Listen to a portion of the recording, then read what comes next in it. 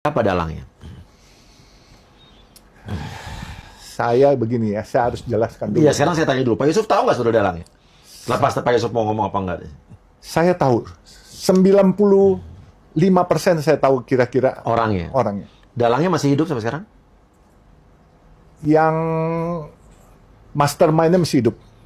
Oke, lanjut cerita dulu, Pak. Ya, saya harus ceritakan. Jangan kita memfitnah Orde Baru yang buat ini. Tidak. Kalau yang menjatuhkan Orde Baru, mahasiswa betul. Tapi setelah itu ditunggangi, Iya. seolah-olah Ditunggangi, disusupi. ditunggangi. Kemudian difitnahlah berbagai macam pihak. Seperti? Difitnah keluarganya Pak Harto. Difitnah Pak Prabowo. Ini fitnah semua. Maaf, saya kan sudah bilang, saya tidak bela siapa-siapa, saya tidak menyudutkan siapa-siapa. Tapi saya tahu terjadi hari itu. Kenapa waktu 13 Mei terjadi kerusuhan, 14 Mei itu Panglima masih pergi ke Brigif 1 di Malang. Panglima tidak mengerahkan pasukan. Ya. Kemudian dilemparkanlah seolah-olah Prabowo yang buat. Prabowo sudah dilucutin. Oh, pada saat itu Prabowo Sudah dilucutin. Semua tentaranya, semua tentara, bukan hanya tentara Prabowo, semua pasukan tidak boleh keluar dari barak. Pada saat itu? Ya, yang semua pasukan tidak boleh keluar dari barak? Tidak boleh keluar dari barak. Yang menceritakan saya, almarhum Doni Munardo. Waktu itu masih mayor. Mayor apa letkol. Siapa yang memerintahkan pada saat itu?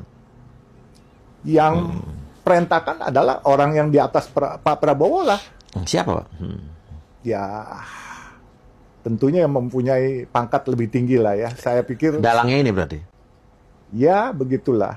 Oke, lanjut. Nanti biar saya sambil berpikir dan menyimpulkan. Masa ada kerusuhan, tentara tidak boleh mengamankan, tidak boleh keluar, kemudian yang bersangkutan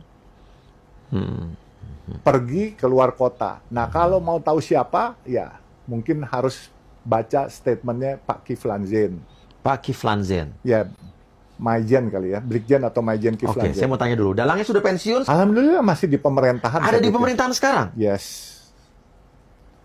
Hebatnya Pak Prabowo tuh, dia mikul dhuwur mendem jero.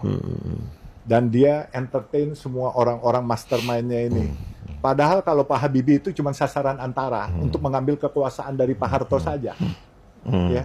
Jadi dipergunakan? Dipergunakan Habibie karena wakil presiden. Tapi setelah itu setahun kemudian Pak Habibie pun dijatuhkan, ditumbangkan.